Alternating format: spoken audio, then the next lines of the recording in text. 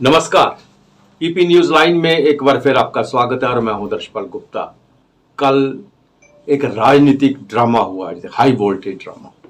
Bharatiya Janata party ने सुबह अपने प्रत्याशियों की लिस्ट जारी की, लेकिन उसके बाद जो वहां पे हंगामा हुआ उसको देखते हुए भारतीय जनता पार्टी ने फौरन वो लिस्ट विड्रॉ कर ली। लेकिन लिस्ट विड्रॉ होने के बाद जम्मू के अंदर भारतीय जनता पार्टी के मुख्यालय के अंदर जिस तरह से हंगामा देखा गया, वो भारतीय जनता पार्टी के इतिहास में हमने जम्मू कश्मीर में पहली बार देखा है। एक बहुत बड़ी अपने आप को अनुशासित पार्टी कहने वाली जो कहती है हमारे यहाँ अनुशासनहीनता कभी सहन नहीं करते, वहाँ पे क्या कुछ हुआ वो आपने भी सोशल मीडिया पे देखा।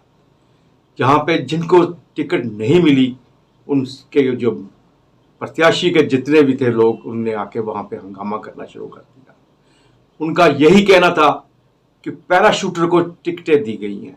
यहां तक इल्जाम लगाया गया कि टिकटें बिकी हैं भारतीय जनता पार्टी के लिए, और यहां तक कि जिन लोगों ने पिछले 40 साल से लगातार भारतीय जनता पार्टी में काम कर रहे हैं, उनकी उम्मीदों पर पानी फेर दिया गया। उन्हें बिल्कुल नहीं पूछा गया। जो दूसरी पार्टी छोड़कर भारतीय जनता पार्टी में आए उन्हें टिकटें दी। एक बहुत बड़ा हंगामा था। एक नई लिस्ट जारी की गई पहले फेज की 15 प्रत्याशियों की। उसके बाद बाकी की लिस्ट जो है सारी विड्रॉ कर दी। हालांकि जो नई लिस्ट आई थी उसमें चेंज कुछ भी नहीं थी, वही के वही थे जो पहले थे। लेकिन चूंकि हंगामा जो था वो दूसरी और तीसरी जो फेज के जो कैंडिडेट थे उन्हीं के ऊपर था। आज हमारे साथ हैं दिनेश मल्होत्रा जी, सीनियर जर्नलिस्ट हैं। इनसे भी हम जानकारी लेंगे कि यह जो भारतीय जनता पार्टी की अंतर्कला देखने को मिली वो क्या थी। और हमारे साथ है ब्रिगेडियर विजय सागर धीमान साहब, डिफेंस एक्सपर्ट है, जम्मू कश्मीर की राजनीति पे भी बड़ी करीबी से नजर रखते हैं। आप दोनों का बहुत बहुत स्वागत है। Thank you so much. Dinesh ji, कल बड़ा हंगामा हुआ, देखा आपने भी। भारतीय जनता पार्टी की एक लिस्ट सामने आई। लिस्ट के बाद किस तरह से लोगों ने गुस्सा जाहिर किया, कार्यकर्ता बाहर आ गए। यहाँ तक कि अभी लड्डुओं के ऑर्डर ही दिए गए थे, लड्डू खाने का भी मौका नहीं मिला। मालाएं पहनी थी एक दो, उसके बाद उतारनी पड़ गई क्योंकि लिस्ट वापस ले ली थी। इसको देखते हुए ये पहली बार हमने देखा ऐसा। हमने भी बहुत से इलेक्शन कवर किए हैं, देखते रहे हैं, लेकिन भारतीय जनता पार्टी के अंदर ऐसी बातें नहीं हमने देखी है। देखिए, क्या इस पे जो कुछ कल हुआ है इसका आम वोटर पर और कार्यकर्ताओं पर क्या प्रभाव पड़ेगा? देखिए आदर्शी, सबसे पहले तो आपका शुक्रिया। लीडर साहब को मेरा नमस्कार। जैसे आपने कहा कि जो कल हुआ, मैं भी as a student of political science as a journalist हम भी कवर करते हैं चुनाव। भारतीय जनता पार्टी के इतिहास में, जहाँ जनसंघ के इतिहास में कभी ऐसा नहीं हुआ। हंगामे थोड़े बहुत होते रहते हैं, लोग अपनी प्रोटेस्ट करते हैं, लेकिन लिस्ट आपने निकाली है, उस लिस्ट को बीजेपी की सेंट्रल इलेक्शन कमेटी ने अप्रूव किया है। वो अप्रूव होने के बाद लिस्ट हुई है, मतलब जारी हुई है। उसमें पार्टी के जो नेशनल जनरल सेक्रेटरी हैं अरुण सिंह, उनके सिग्नेचर हैं। इट मीन्स के लिस्ट प्रॉपरली अप्रूव हुई थी पूरी हाईकमान की तरफ से। उसके बाद लिस्ट को आपने अपने सोशल मीडिया हैंडल पे डाला, फिर उसको विद इन मिनट्स उसको आपने विड्रॉ कर लिया। ये मतलब ये पार्टी के लिए एक, मैं कहता हूँ कि साइकोलॉजिकल डिफीट है, क्योंकि आपने लिस्ट जारी की चुनाव से पहले और लिस्ट को वापस करना पड़ा। क्यों वापस करना? ये तो बीजेपी वाले जानते हैं कि कहाँ कोई goof up हुआ, कहाँ गलती हुई, कौन लोग थे जिन्होंने लिस्ट को फाइनल किया, जिन्होंने जिनका कैंडिडेट्स का पैनल सेंटर के पास भेजा, उस क्या पैनल में गलती थी। दूसरी बात आदर्श ये है कि बीजेपी अब 2014 से पहले वाली बीजेपी नहीं है। बीजेपी अब एक्सपैंड हो गई है, बड़ी पार्टी बन गई है। जो कल्चर पहले कांग्रेस में होता था वो कल्चर अब बीजेपी में हो गया। आप खुद भी देखते रहे हैं, कवर करते हैं कि कांग्रेस में इस तरह की चीज़ें होती थी कि रात को मैंडेट मिलता था, सुबह कैंसिल कर दिया जाता था। तो वो अब बीजेपी में आ गया, क्योंकि बीजेपी पार्टी बढ़ गई है। बड़े लोगों ने पार्टी ज्वाइन की। बीजेपी लीडरशिप को जब लोगों को ज्वाइन करवा रहे थे, उस समय सोचना चाहिए था कि हम इतने बड़े बड़े दिग्गज नेताओं को ज्वाइन करवा रहे हैं, इससे हमारे जो मतलब ग्रास रूट लेवल का कार्यकर्ता है उस पर क्या इम्पैक्ट पड़ेगा। बीजेपी ने विनेबिलिटी को एक मुद्दा बना के जो भी दूसरी पोलिटिकल पार्टीज के बड़े नेता थे उनको ज्वाइन करवाया। अब ये बट नेचुरल है, अब ये तो होगा ही, क्योंकि जो कार्यकर्ता 30-40 साल से काम कर रहा है वो रिजल्टमेंट अपनी शो करेगा। मुझे लगता है जब लिस्ट दोबारा वापस बाहर आएगी फिर ऐसा हंगामा होगा, फिर रिजल्टमेंट होगी। लेकिन अब देखते हैं पार्टी क्या अनुशासनहीनता की आड़ लेकर उन कार्यकर्ताओं के खिलाफ कोई कार्रवाई करती है तो पार्टी उनको मनाने की कोशिश करती है। दिनेश जी, एक तो चीज़ है कि जो पहले भी कार्यकर्ता नाराज थे, जिनको टिकट नहीं मिली, जो चाहते थे कि हमें टिकट मिले, जो उन्होंने काम किया इतनी देर, अब उन्होंने दूसरा ये कर दिया कि अब जिनको टिकट दे दी है अगर उनकी जगह फिर पुराने को या किसी और को देते हैं तो वो भी नाराज हो जाएंगे। इसका भी तो एक बहुत बड़ा असर पड़ेगा इनके ऊपर। मुझे दरअसल लगता है कि शायद बीजेपी ने एक तरह डिले टैक्टिक्स अपनाई है कि टिकट्स इन्हीं लोगों को मिलेगी जिनकी फाइनल, क्योंकि जैसे आपने खुद ही कहा कि जब कल इन्होंने 2 लिस्ट निकाली, एक में 16, एक में 15 थे, एक में एक था। लेकिन वही लिस्ट, वही कैंडिडेट थे जो पहली लिस्ट में निकले थे। तो मुझे लगता है कि शायद डिले करके 27, इन्होंने कहा 29 को हमारी मीटिंग होगी तो कुछ माइनर चेंजिंग होगी, क्योंकि आप इतने बड़े लेवल पे आप चेंज नहीं कर सकते, क्योंकि आपने जब लोगों को कह दिया कि आप चुनाव लड़ेंगे, आपका नाम, फिर वो प्रोटेस्ट करेंगे, उनके सपोर्टर प्रोटेस्ट करेंगे। इसलिए मुझे ये लगता है कि बड़ी चेंजिंग नहीं होगी, पार्टी थोड़ी बहुत माइनर चेंजिंग करेगी तो लोगों को सेटिस्फाई करने की कोशिश करेगी। लीडरशिप अभी काम कर रही है ताकि जो नाराज लोग हैं उनको सेटिस्फाई किया जाए। लेकिन एक बीजेपी कार्यकर्ताओं ने गलत मैसेज दिया, बीजेपी जो लीडर जिनको टिकट नहीं मिली उन्होंने गलत मैसेज दिया। लोग ये चर्चा कर रहे हैं शहर में कि क्या ये अपने आप को देशभक्त कहने वाले लीडर हैं, क्या सिर्फ टिकट्स के लिए, क्या एमएलए बनने के लिए, क्या इलेक्शन लड़ने के लिए ही लोगों को बेवकूफ़ बनाते रहे। तो बीजेपी को लेकर, बीजेपी की एक छवि जो थी देश में, खासकर जम्मू प्रोविंस में, उसको बहुत बड़ा धक्का लगा है। दिनेश जी, एक और मैं आपसे प्रश्न जानना चाहूँगा कि बीजेपी की छोड़कर जो कांग्रेस के अंदर जो हुआ है, कांग्रेस नेशनल कॉन्फ्रेंस का जो गठबंधन हुआ है, उसमें जो नेशनल पार्टी आपने को कह रही थी, वो तो कह रही थी जम्मू कश्मीर में तीनों खित्तों में है, उसने भी तो घुटने टेक दिए है नेशनल कॉन्फ्रेंस के सामने। सिर्फ 32 सीटों पे मान गई है, 51 जो है नेशनल कॉन्फ्रेंस दी गई है और सीपीआई और पैंथर्स पार्टी को दी है, और 5 सीटों को उनका समझौता नहीं हो पाया, फिर फ्रेंडली मैच कर रहे हैं, हम फ्रेंडली लड़ेंगे वहाँ पे। तो इसका मतलब कांग्रेस भी इसमें लग रहा है कि कहीं वो पिछड़ रही है और सोच रही है कि शायद हम भी अपनी सरकार नहीं बना पाएंगे, और नेशनल कॉन्फ्रेंस के सामने घुटने टेक दिए उन्होंने। दरअसल मुझे सबसे जो मतलब इंटरेस्टिंग लगा, सबसे शॉकिंग लगा, वो लगा बनिहाल सीट। बनिहाल सीट में आज से एक हफ्ता पहले जो कांग्रेस के पूर्व अध्यक्ष थे वकार रसूल वानी, अगर कांग्रेस उनकी सीट पे भी फ्रेंडली कंटेस्ट कर रही है, इट मीन्स कि कांग्रेस के अंदर बहुत ज़बरदस्त गुटबाजी है। कांग्रेस के जो लोग नेशनल कॉन्फ्रेंस के साथ नेगोशिएशन कर रहे थे, उनको कम से कम बनिहाल सीट जो अपनी पार्टी के पूर्व अध्यक्ष हैं उनके लिए तो बचानी चाहिए थी, वो बनिहाल भी नहीं बचा पाए। बाकी सीट जैसे नगरोटा सीट से कह रहे हैं हम, जम्मू डिस्ट्रिक्ट में नगरोटा सीट में अगर नेशनल कॉन्फ्रेंस नगरोटा में फ्रेंडली कंटेस्ट होता है, वो भी कांग्रेस नहीं बचा पाई। तो कांग्रेस ने एक काफ़ी हद तक नेशनल कॉन्फ्रेंस के आगे सरेंडर किया, और इस सरेंडर का नुकसान कांग्रेस को जम्मू प्रोविंस में होगा। आपने देख लिया कि जब इन्होंने अभी प्रॉपरली अलायंस की घोषणा नहीं की थी, तभी केंद्रीय गृह मंत्री अमित शाह जी ने 10 सवाल पूछे थे राहुल गांधी को। बीजेपी ये चाहती है कि नेशनल कॉन्फ्रेंस के मैनिफेस्टो को लेकर कांग्रेस को घेरा जाए, खासतौर पर जम्मू प्रोविंस में जहाँ नेशनलिज्म काफ़ी लोगों के अंदर भरा हुआ है। तो अगर नेशनलिज्म पे इशू पे बीजेपी नेशनल कॉन्फ्रेंस का मैंडेट लेकर, मैनिफेस्टो लेकर कांग्रेस को घेरती है, तो कांग्रेस के लिए जवाब देना बड़ा मुश्किल हो जाएगा। पीर साहब, एक गठबंधन हुआ भारतीय जनता पार्टी और नेशनल कॉन्फ्रेंस का। गठबंधन के बाद अमेरिकन डिप्लोमेट, क्योंकि आप डिफेंस से जुड़े हुए हैं, अमेरिकन डिप्लोमेट जो है वो डॉक्टर फारूक अब्दुल्ला से मिलने आता है, क्या समझते हैं हम इसको? देखिए आदर्श जी, इसके पहले कि मैं आपको बताऊं, आपने शब्द यूज किया कि कांग्रेस ने घुटने टेक दिए हैं। मेरा एनालिसिस यह है कि कांग्रेस ने कोई घुटने नहीं टेके हैं। ये एक सोची समझी रणनीति है, क्योंकि पिछले ऑलमोस्ट 40 ईयर्स शायद कांग्रेस की कोई गवर्नमेंट नहीं बनी जे&के अंदर। आज भी उनको पता था, परंतु वो एक बड़े एजेंडा पे है। बड़ा एजेंडा ये है कि भारत को हमने डिस्टेबलाइज करना है। भारत जिस तेजी के साथ तरक्की करता जा रहा है उसको हर हाल में रोकना है, और उसकी बड़ी पिक्चर जो है वो हिंदुस्तान में खेली जा रही है। जैसे आपको पता ही है, Rockefeller foundation, Ford foundation, George Soros, Dhruv Rathee, ये आपकी वॉशिंगटन पोस्ट वगैरह जो जर्नलिज्म है, चाइनीज हैं, चाइनीज की न्यूज क्लिक्स जैसी कंपनीज हैं, तो ये सब मिलाकर के अपना एक एजेंडा चला रही हैं।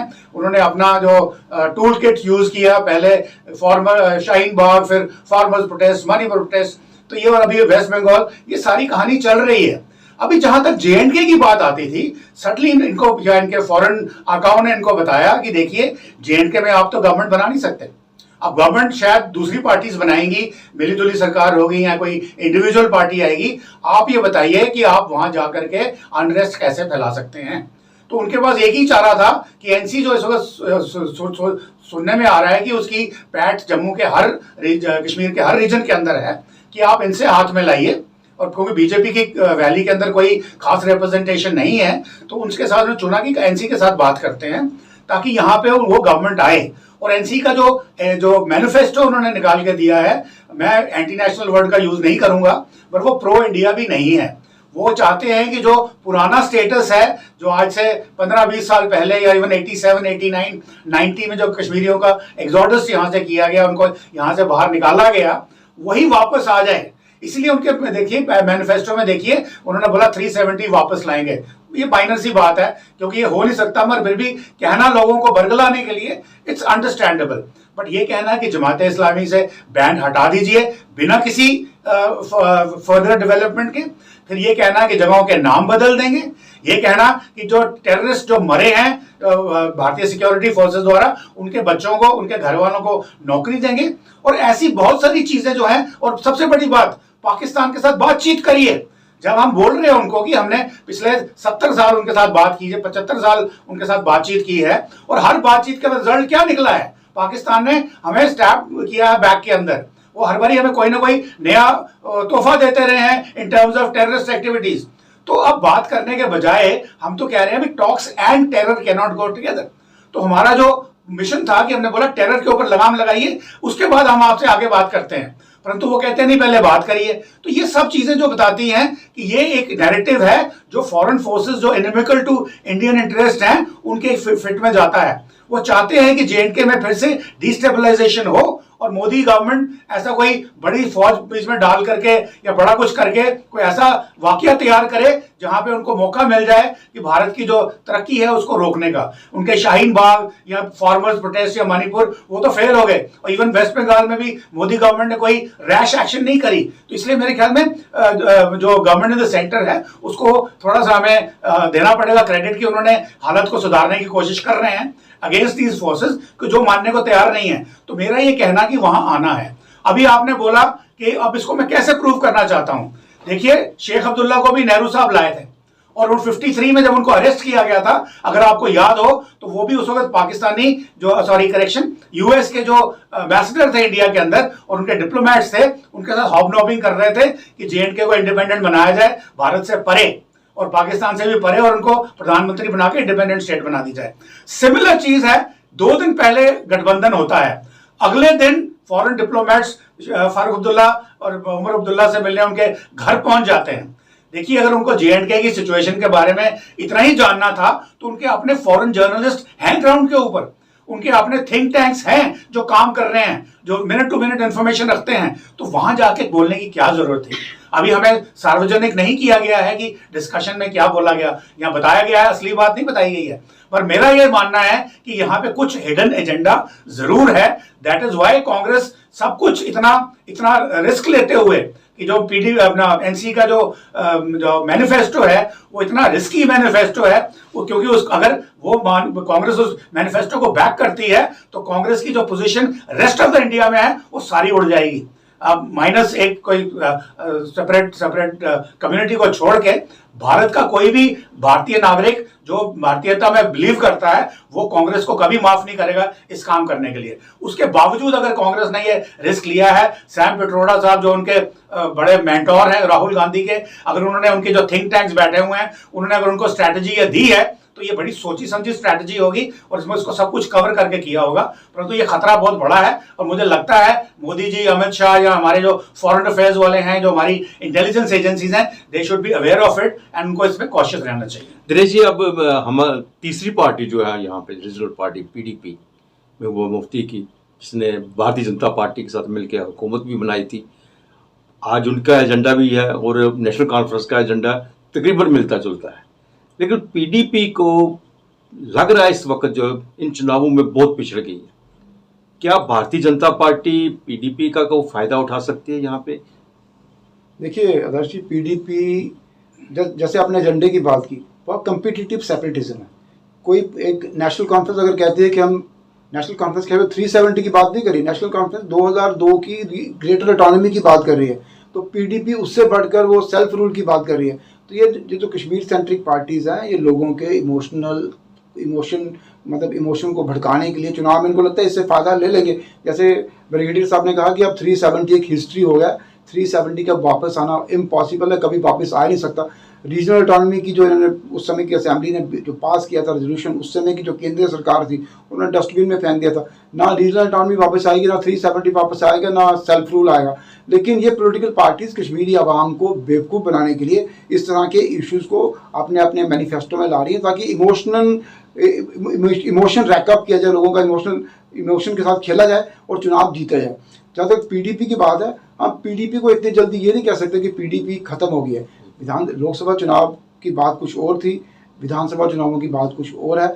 अगर नेशनल कॉन्फ्रेंस और कांग्रेस के अलायंस हो गया, इसमें जो भी एंटी एनसी या एंटी कांग्रेस वोट होगा वो पीडीपी लेगी, और पीडीपी साउथ कश्मीर में जहाँ हमारे जो पीर पंचाल रेंज है वहाँ पीडीपी अपनी परफॉर्मेंस मतलब मुझे लगता है इम्प्रूव करेगी as compare to Lok Sabha election, और पीडीपी भी एक फोर्स बन के उभरेगी। अभी इतनी जल्दी हम ये नहीं कह सकते कि पीडीपी बिल्कुल खत्म हो गई कश्मीर वैली में। अभी मुझे लगता है कि बाकी जो छोटी छोटी पार्टीज है उनका भी अपना रोल रहेगा इन चुनाव में, क्योंकि कोई भी पार्टी इतनी जल्दी खत्म नहीं होती, और पीडीपी का साउथ कश्मीर में बहुत अच्छा इन्फ्लुएंस है। दिनेश जी, एक चीज मैं थोड़ा सा दिनेश जी की एक बात पे थोड़ा ऐड करना चाहता हूँ। मैंने पिछले दिनों कुछ दौरे किए हैं कश्मीर वैली के, और जम्मू में भी जो हमारे सीमावर्ती इलाके हैं, यहाँ भद्रवाह किश्तवाड़ वगैरह है, और वहाँ पे मैंने जो इंटरेक्शन की है यूथ के साथ और कुछ जैसे इंटेलेक्चुअल्स के साथ, और उनका मानना ये है कि देखिए जो एजेंडा भी इन्होंने बताया कि चलाया इन्होंने एनसी ने, पीडीपी ने, तो ये जो चीज़ें हैं ये अब उनको समझ में आने आ रही है। उनको समझ में आ रहा है कि एक नैरेटिव बिल्डिंग करी गई थी 47 के बाद कि जम्मू कश्मीर तो सिर्फ इंस्ट्रूमेंट ऑफ एक्सेशन था, वो only defence, communication and foreign affairs के लिए था। परंतु उनको अब समझ में आ गया है कि यही इंस्ट्रूमेंट ऑफ फिक्सेशन बाकी महाराजाओं ने भी साइन किया था, बाकी स्टेट्स ने भी यही साइन किया था, सिर्फ हमारा वाला जिंदा रखा गया, वो भी 370 की मदद के साथ। तो ये रियलिटी उनको समझ में आ रही है। नंबर 2, यही बात पाकिस्तान में भी बरगलाई जाती थी। अगर आपने पिछले दिनों को देखा हो, पिछले 1-1.5 साल से पाकिस्तान का जो यूथ है या उनके जो इंटेलेक्चुअल्स हैं वो भी बोलने को तैयार हो गए हैं कि भाई ये कश्मीर की जो ऑब्सेशन है इसको छोड़ो, इससे हमें नुकसान हुआ है।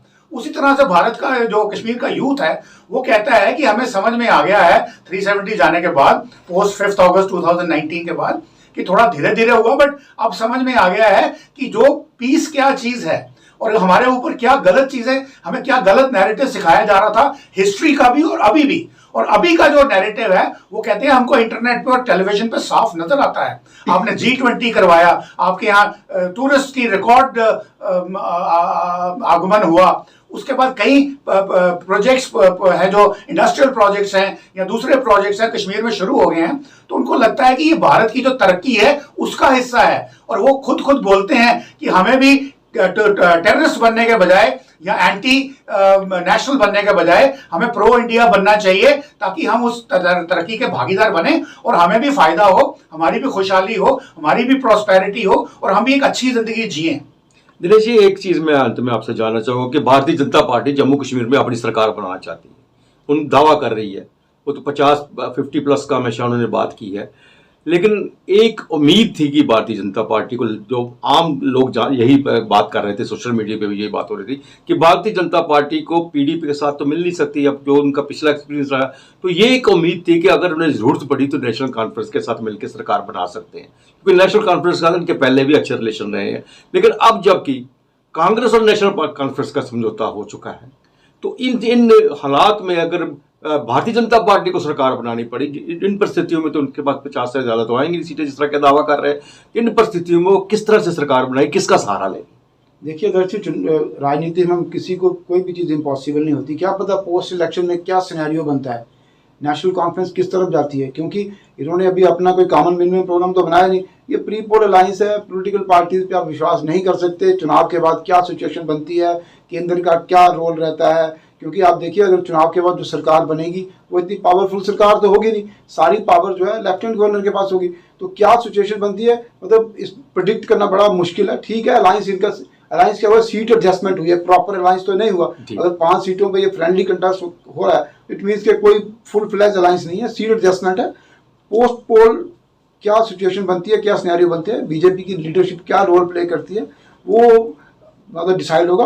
पर अनफॉर्चुनेट बात यह है कि बीजेपी के फेवर में जो माहौल आज से 5-6 साल पहले जम्मू प्रोविंस में था, जहाँ कश्मीर वैली में था, जैसे ब्रिगेडियर साहब ने कहा, जितने काम जम्मू कश्मीर में पिछले धारा 370 टूटने के बाद हुए हैं, और अनफॉर्चुनेटली बीजेपी जो प्रेजेंट लीडरशिप है जम्मू कश्मीर में बीजेपी की, वो उसका फ़ायदा नहीं ले पाई।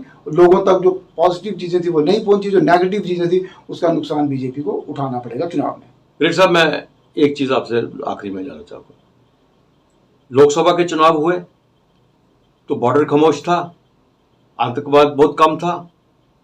अब जबकि उसके बाद चुनावों के बाद जम्मू के अंदर टेररिज्म बहुत ज़्यादा बढ़ गया, आपने सबने देखा। अब जबकि चुनावों की बात हो रही है, जब से जम्मू कश्मीर में असेंबली चुनाव की, तो तब भी देख रहे हैं हम टेररिज्म वैसा नहीं है जैसे चुनावों से पहले था। क्या इसका कोई पाकिस्तान के साथ चुनावों का लिंक करती है बात कि जब भी चुनाव होते हैं वो टेररिज्म पे रोक लगा देता है?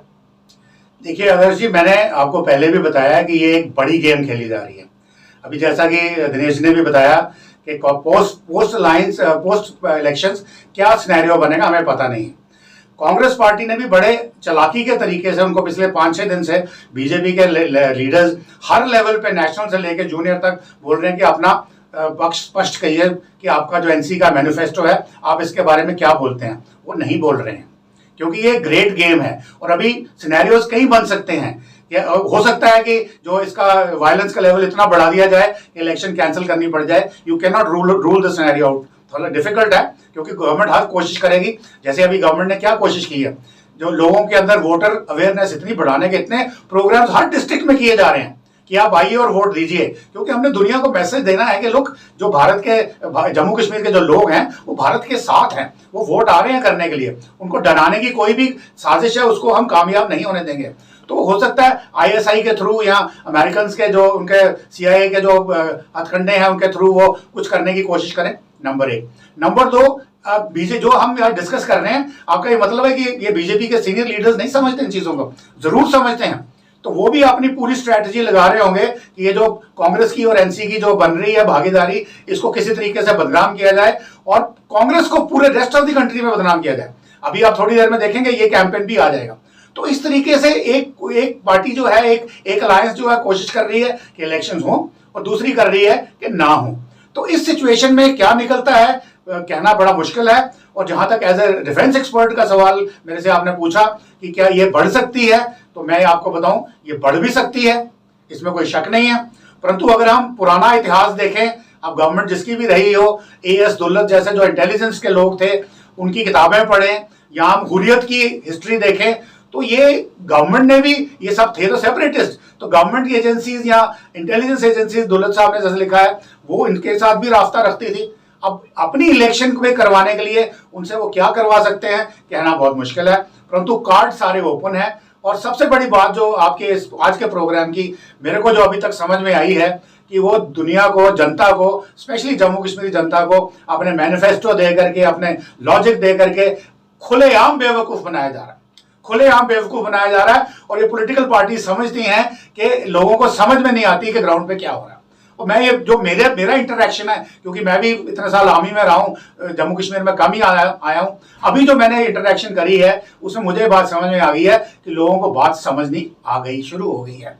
परंतु यहाँ पे भी काट है, लोग समझ रहे हैं, परंतु जो आइडियोलॉजिकल लीनिंग्स हैं they always stand more than the intellectual leanings. तो अब वहां पे क्या सिनेरियो निकलता है कहना मुश्किल है। तो लेट्स सी, इलेक्शन होने दीजिए या होपफुली हो जाए, पॉपुलर गवर्नमेंट आने दीजिए एंड फिर देखते हैं इनका अगला। आज तक तो इनका ये आर्गुमेंट है कि हमारी पॉपुलर गवर्नमेंट नहीं है, हमारे पास डेमोक्रेटिक राइट्स नहीं है। तो राइट्स आ जाएंगे, फिर देखते हैं हम किस डायरेक्शन में चलते हैं। कोशिश तो यही रहेगी कि जम्मू कश्मीर भारत का अभिन्न अंग रहे और रहेगा, हर हालत में रहेगा, और उसको हम छोड़ेंगे नहीं। और जो बाहर की जो अलगाववाद की जो ताकतें हैं जो ऑपरेट कर रहे हैं इंटरनेशनल लेवल पे, उनको हम सक्सेसफुल नहीं होने देंगे। तो आने वाले दिन जो है जम्मू कश्मीर में काफ़ी चुनौतीपूर्ण होंगे। हम देखते हैं कि क्या हालात बनते हैं। जिस तरह भी हालात बनते रहेंगे हम आपके सामने आते रहेंगे और आपको उनसे पूरी जानकारी देंगे। रेड्डी साहब और दिनेश जी, आप हमारे स्टूडियो में आए, आपका बहुत बहुत धन्यवाद। Thank you very much. आज के लिए बस इतना ही। अगले प्रोग्राम में फिर आपसे भेंट होगी, तब तक इजाजत दीजिए। नमस्कार।